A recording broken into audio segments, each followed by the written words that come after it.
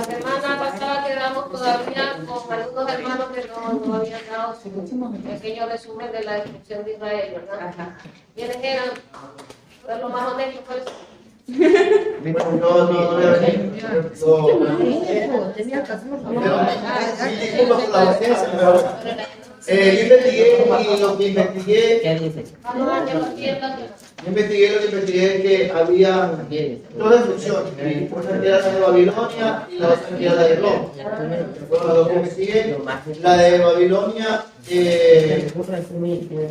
fue donde el pueblo estuvo en cautiverio, fueron maltratados, fueron por reprensión, porque fue un pueblo desobediente, por así decirlo. Por eso fue el cautiverio que tuvieron. Y la segunda fue ya cuando el rey Ciro con el rey Ciro, por 70 años que ya habían cumplido periodo de cautiverio, porque ya le dieron que ya se liberen y todo eso estuvieron, y ahí crearon el primer templo, también me acuerdo así que leyeron, restituyeron el primer templo. Bueno, eso es lo que más recuerdo de la investigación. ¿Algún otro hermano? ¿Acá? Ya me están tallando. A ver, mi hermano. Algo, en la destrucción de Roma, fue la llamada diáspora, que fue la que ya hizo que se riegue, digamos, el pueblo por todo el mundo, y de aquella destrucción quedó el muro occidental, que es el actual muro de Permanente. A ver, por aquí, hermano Junior. A recién sale de la... Bueno, le he vuelto a hacer un recuerdo sobre la destrucción de Israel porque hay mucho que aprender ahí. Es un tema muy intensivo, no es pequeño, es muy intensivo, y si lo andamos nos coge un tiempo muy prolongado aquí, ¿no? Pero hemos estado viendo lo principal. Como dijo mi hermano, la diáspora, es verdad que se unieron, lo preguntaba mi hermana Ceci la semana pasada, es verdad que tuvieron que salir, y como recordamos que huyeron a Egipto, huyeron a otros países, y que hubo mucha matanza, ¿a manos de quién? Nabucodonosor. ¿En qué año? 75 años. Ya yo les dije que siempre recuerden la fecha, ¿no? Entonces eso fue lo que hemos estado haciéndole cada semana memoria para que ustedes se estén grabando. Aquí yo tengo en el libro que dice el regreso, escuchen. El imperio de Babilonia es conquistado por el reino de Medo-Persa. Belsasar, rey de Babilonia, fue muerto. Medo-Persa conquista Babilonia. Ciro, fundador del imperio Medo-Persa, Ciro da un decreto permitiendo el regreso a los judíos, que era lo que decía Santo Luis. Esto lo encontramos en Esdras 1:1. Búsquelo mientras yo sigo leyendo. Aunque con este decreto el cautiverio se terminó. Una vez terminado el cautiverio, muchos se regresaron, otros se quedaron, y se regresaron en 3 expediciones a los 70 de la cautividad. ¿Quién es? Amén. Amén. Bueno, a leer en Santa Jenny 1. La palabra de Dios la leemos honrando al Padre, al Hijo y al Espíritu. Amén. Dice así en la 1:1. En el primer año de Ciro, rey de Persia, para que se cumpliese la palabra de Jehová por boca de Jeremías, despertó Jehová el espíritu de Ciro, rey de Persia, el cual hizo pregonar de palabra y también por escrito por todo su reino, diciendo. Amén. Amén, ya. Entonces ahí encontramos que Dios mismo le permitió a Ciro, aunque Ciro no era judío, no pertenecía, pero Dios sabrá su motivo cuál fue, pero le permitió que por manos de Ciro le diera la carta blanca, como se dice, para que el pueblo de Israel volviera a regresar. Vamos a mirar en Esdras 2.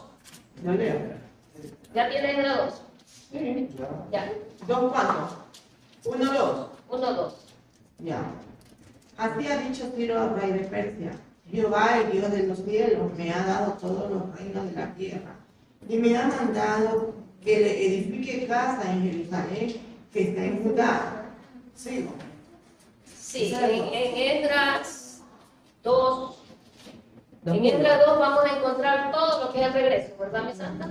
Regresan los hijos de Salomón, regresan los sacerdotes, bueno, regresan muchas genealogías. Mi santa, pero usted léame el 2:62. 2:62, en el capítulo. Ya. Estos buscaron su registro de genealogía y no fue hallado y fueron excluidos del sacerdocio. 2:62. Ya, lea hasta el 3, hasta el 63. Y el gobernador les dijo que no comiencen de las cosas más santas hasta que hubiese sacerdote para consultar con el Urim y el Tumim. Toda la congregación unida como un solo hombre era de 40 y 2.370. Ya, entonces en el regreso que hubo, que Ciro intervino en este regreso, regresó muchas personas, más de 50.000 personas regresaron en tres, se puede decir, en tres fechas diferentes iban llegando. Una parte regresó con Zorobabel, otra parte regresó con Esdras y la otra parte con Nehemías. Cada uno tenía como algo importante que hacer con ellos. Un pacto, se puede decir, porque Nehemías, acuérdense, si no recuerdan, que era sacerdote, también era profeta. Entonces Nehemías, Dios lo había puesto ahí para que aquel pueblo que estaba regresando por manos de ellos, tenía que nuevamente levantar aquellos muros caídos, volver nuevamente a la oración.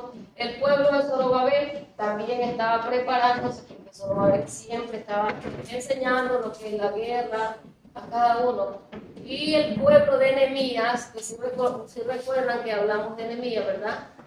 Que Jehová Dios le permitió a Nehemías volver con aquel pueblo. Entonces el libro de Esdras, donde leyó mi santa, donde habla del regreso, regresó mucha multitud de gente. Y ahí hay una partecita donde ella lee que dice que no se le permitió a estas personas, porque no sabían si eran judíos mismos o eran extranjeros. Recordamos que cuando ya dejaron de ser tribus se convirtieron en el pueblo de Israel, ¿verdad? Porque se juntaron con el resto de personas, con las otras ciudades, entonces no les era permitido tocar nada de lo que estaba dentro del templo. Entonces dijeron los sacerdotes, ahora hay que ver, hablar con el resto de sacerdotes para ver si nos comunicamos con Dios, con el Urim y el Tumim, ¿verdad? ¿Ustedes saben qué es el Urim y el Tumim? Es la quería preguntar. Díganlo.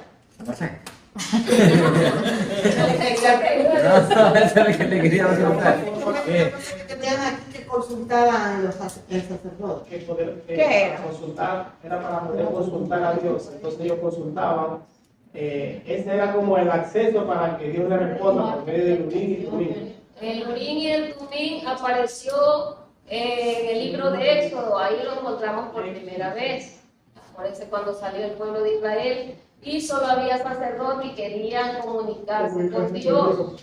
El Urim y el Tumim son como un tipo de piedras hermosas que se usaban en el efo. El efo también sabemos que es de la ropa especial que ellos usaban, ¿verdad?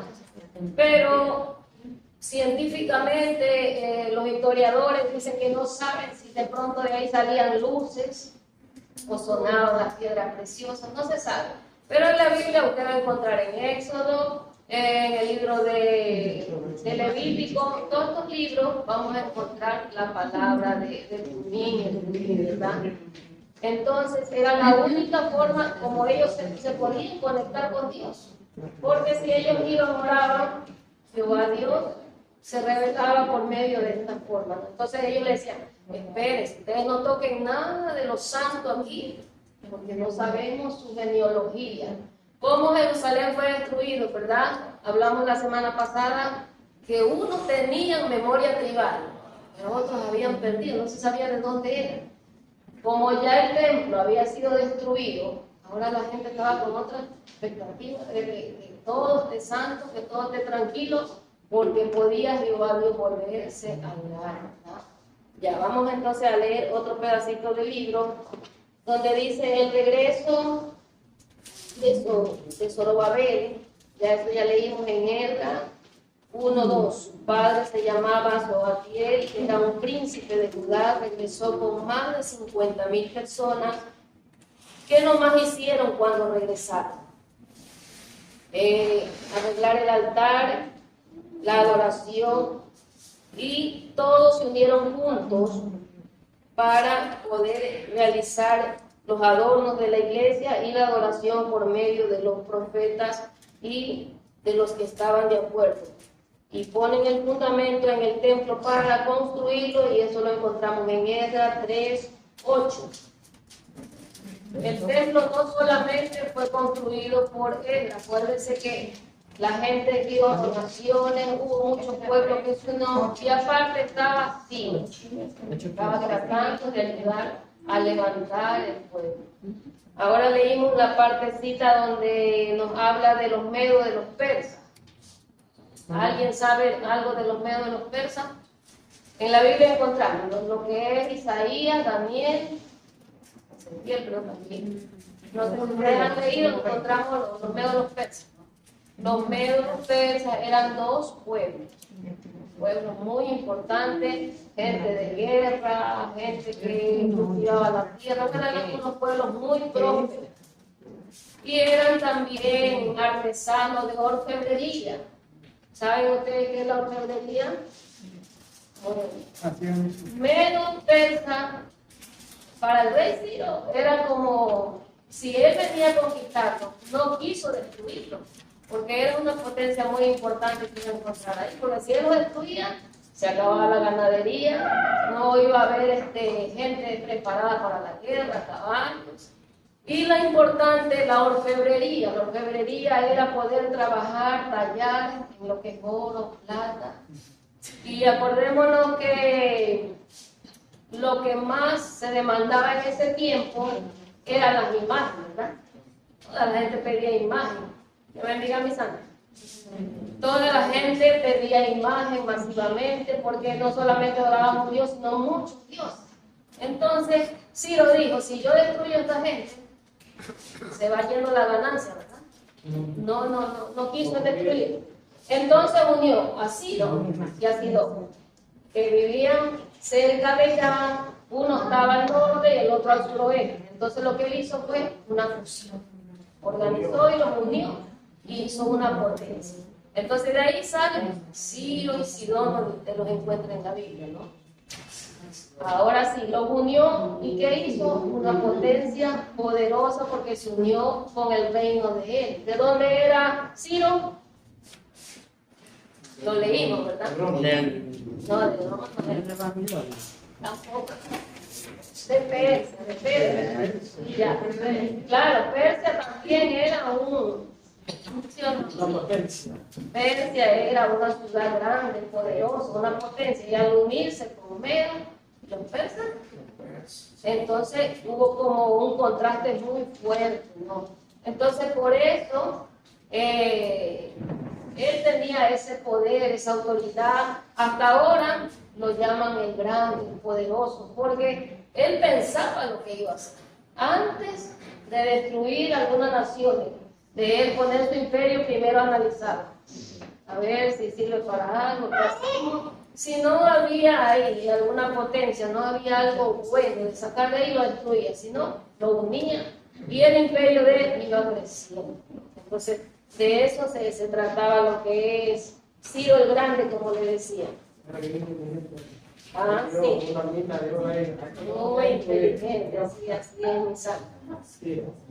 La parte donde estamos es en el año 539. Hasta ese año vamos llegando, ¿verdad? Vamos a leer la otra página. Continúa, 3:8. Sí, 3:8. Ya, escuchen. Y después del regreso de Babilonia, Israel no desaparece del mapa, sino que siguió Y Malaquías fue el último profeta del Antiguo Testamento, año 334 a.C. Alejandro Magno, griego, conquistó tierras bíblicas y el Medio Oriente. Por esta razón, el idioma griego se generaliza y el griego popular o común. Alejandro Magno era bien preparado, era compañero de Aristóteles, y Alejandro quería tener un gobierno de alta cultura, y este generalizó la cultura y el idioma. Los judíos ya tenían decidido el Antiguo Testamento, desde Génesis hasta Malaquías. Entonces se inicia la traducción del Antiguo Testamento del hebreo al griego, ya que los libros del Antiguo Testamento eran hebreos y eran los libros de apócrifos, y al traducirlos al griego le pusieron los nombres de apócrifos. Se los llama Septuaginta, Macabeo. Bueno, yo creo que eso ya ustedes han saber. Después de Alejandro Magno llegan a dominar los Ptolomeos, dinastía que gobernaba Egipto. Después de los Ptolomeos llega a dominar Judea, y después de los Ptolomeos llega Seleucidas, dinastía del gobierno del imperio de Antioquía, que hay muchos nombres raros, pero si ya lo analizamos vamos a ver cuál es el contraste de ellos, ¿verdad? Dominaron el país. Los seleucidas eran griegos e impusieron nuevamente el idioma griego, ya que dominaron el país por el año 175 a.C. Lo que hemos leído creo que está bien entendido, ¿verdad? Que generalizaron los idiomas, aunque ellos no eran judíos, llegaron y cambiaron todo. En frases más claras, empezaron a cambiar todo. En la segunda destrucción de los muros de Jerusalén, alguien dijo quién había sido el que destruyó. No recuerdo. Mande. Los muros de Jerusalén fueron destruidos 2 veces, ¿verdad? Uno por Nabucodonosor y el otro por los romanos, que fue General Tito. el general Tito, Martino, que fue muy cruel, muy tirano. Entonces, después que ya vino la destrucción y todo, ahí empezaron a llegar estos emperadores, los que hemos venido nombrando, ¿no? Todos ellos van formando parte de lo que se llama la historia de Israel. Podemos encontrar nombres que no lo podemos pronunciar muy despectivos, pero son parte de la historia de Israel, ¿verdad? Entonces, la segunda vez que fue destruido Jerusalén, ahí empezaron a llegar lo que es los imperios romanos. Está Augusto, está lo que es Tito, el papá de Tito, que fueron los villanos más grandes, más fuertes. Y empezaron a cambiar todo lo que es Jerusalén, aunque Jerusalén, analizábamos la semana pasada que fue destruida por completo cuando fue la segunda vez, ¿verdad? Quedó un templo, pero cuando fue la segunda vez se destruyó todo, cuando se perdió todos los documentos de todos los judíos, que no se sabía si iba a haber alguien que guardara algún documento, pero no se hubo nada. Recordemos que el arca de la alianza se perdió. Algunos decían que tal vez Jeremías la guardó, que esté en el monte de Oreb, pero hasta la actualidad no se sabe nada de esto, ¿no? Entonces, desde esa etapa, a lo que he leído, empieza ya cómo quedar a un lado lo que es Babilonia, lo que es Nabucodonosor, los de Ciro, los de Sidón, y entramos a la etapa donde vienen los imperios. Hay muchas personas de los imperios que se formaron que fueron muy crueles, muy crueles. De aquí mismo va a salir lo que es Poncio Pilato. ¿Cómo se llamaba el hermano de Poncio Pilato? ¿Cómo? Sansón. Sansón, parece que bueno, de ahí van saliendo cada uno y van cambiando todo lo que formaba el pueblo de Israel, todas las leyes de Moisés, todo se cambió, hasta la forma de hablar. Entonces, de aquí en adelante, nos vamos a ir a lo que yo les había comentado cuando recién entramos al periodo intertestamentario. A ver, repitan. Intertestamentario. Eso fue de Malaquías hasta Mateo, los 400 años que no decía. Claro, ahí yo les expliqué a ustedes que ahí va a haber ese silencio, nadie dijo nada, los imperios quedaron en silencio, y el último profeta, ¿cuál fue? Malaquías, exactamente, porque ahí ya culmina lo que es sacerdotes, lo que es los profetas, y empieza el silencio, ¿verdad? ¿Cuántos años pasaron? 400 años pasaron.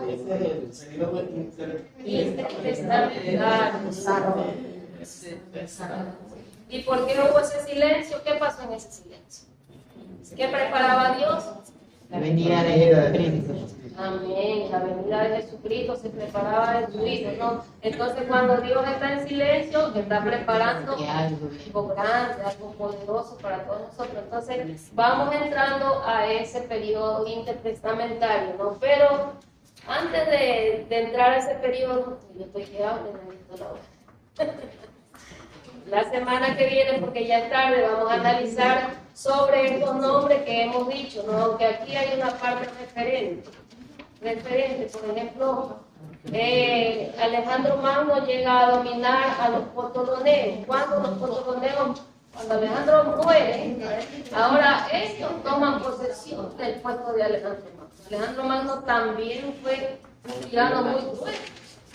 Él incluso los mismos dioses de ellos trataba de meterlos en la casa de los dioses. Eran siempre masivamente que morían los judíos. También morían en una crueldad sin final. Después, ya que avancemos un poco, hay un solo emperador de un imperio que es el único que le pone punto final a la muerte de tantos judíos. Masivamente entendemos que eran muchos que unían, ¿verdad? Muchos. No les importaba si eran niños, ancianos, tenían que morir. Pero ahora yo les hago una pregunta a ustedes muy importante y analicen, ¿no? ¿Por qué esa hazaña contra los judíos? Precisamente para ellos la muerte cruel. Porque era un pueblo escogido. De ese linaje venían Jesús. Por acá, analícenlo, piénsenlo y díganlo. Porque si usted busca, analiza la Biblia o cualquier otro libro, usted no va a encontrar otro pueblo que haya sido maltratado, que haya buscado exilio en otros lados, que haya sido muerto en todos lugares. Entonces yo les digo, piensen un ratito por qué. Mi hermana dio una fase. Porque ese fue el pueblo que Dios escogió. Ahí venía el linaje. Ya, acá. Tal vez, digo yo, porque tenía que ser necesario para que el pueblo de Dios también se pudiera fortalecer o reconocer que había un Dios. Alguien más, dígalo con confianza, dígalo. Yo digo que porque cada que les pasaba eso era porque ellos pecaban contra Dios. Claro, hay un punto importante. Por aquí. Yo pienso que los gobernantes eran enterrecidos sus mentes para la destrucción de Israel completamente. Bueno, yo voy a dar mi versión. La versión de ustedes es tan importante de ahí, porque los tres grupos contestaron. Y yo voy a dar mi versión. Me gustó la versión de cada uno de vosotros, porque vamos como uniendo. Yo pienso y digo, porque yo siempre analizo cuando estoy leyendo por qué tanta persecución, hasta la actualidad. Pero en ese tiempo, acordémonos que decían que el Dios del pueblo de Israel era un Dios sin rostro, un Dios que no existía porque ellos adoraban a lo que veían, ¿no? Que ellos presenciaban, eso adoraban. Entonces, pienso yo que el odio de ellos los reprimía a hacerles tantas maldades porque decían, ¿a quienes adoran? ¿Quién los va a salvar a ustedes? Entonces, pero el pueblo de Israel, a pesar de que fue un pueblo rebelde, un pueblo que no obedecía siempre nuevamente volvía a los atos de Dios. Volvía y volvía y se arrepentía. Y como decían cada uno de ustedes en sus versiones, Dios estaba preparándose, pues, como lo dijo mi santa, el enemigo quería destruir. Entonces, lo que vamos a ver y analizar a partir de esta semana, porque ya el tiempo se va a acabar para este trimestre que estamos, vamos a analizar rápido la hoja que nos quedan todavía. Vamos a darnos cuenta cómo el pueblo de Israel iba siendo maltratado por todos los emperadores que iban a llegar. Augusto, Tito, el papá de Tito, bueno, todos ellos fueron muy crueles, ¿verdad? Entonces, a la luz de la palabra de Dios, alcanzamos a ver de este grupo, el grupo de ahí, de acá, llegamos a una conclusión que el enemigo siempre querrá destruirlo. Hasta la actualidad, ¿qué dice el Señor? Que no dudemos, ¿verdad? No hay que dudar de las maquinaciones del enemigo. Bueno, para la próxima semana, mis santos, vamos a traer un resumen o averiguar ustedes mismos quién fue Alejandro Magno. Aquí tenemos el nombre de Judas Macabeo. Dice que era un judío que pertenecía a la familia Judas Macabeo. Macabeo, sí. Judas Macabeo, usted no lo va a encontrar en la Biblia, porque Judas Macabeo pertenece a los libros de los apócrifos. Alejandro Magno, ¿quién más? Macabeo. Judas Macabeo. Ajá. ¿Otro más? Judas Macabeo y Alejandro Magno. Y el último, el Tito Vespasiano, los tres. No haga hoja grande, solo un resumen de lo más importante y lo más relevante de quiénes fueron ellos. Tito. Vespasiano. Vespasiano.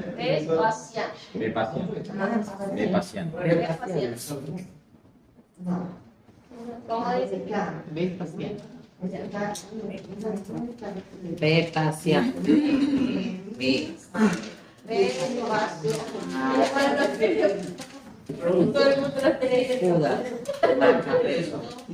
la próxima semana vamos a estar analizando. ¿Qué dijo nada más? Perdón. Alejandro Magno, Judas Macabeo y Tito Vespasiano. Vamos a estar analizando eso y vamos a estar. Una Macabeo, un santo que tienen los católicos. Y luego le damos a la segunda faceta, porque ya creo que no quiero ver este trimestre.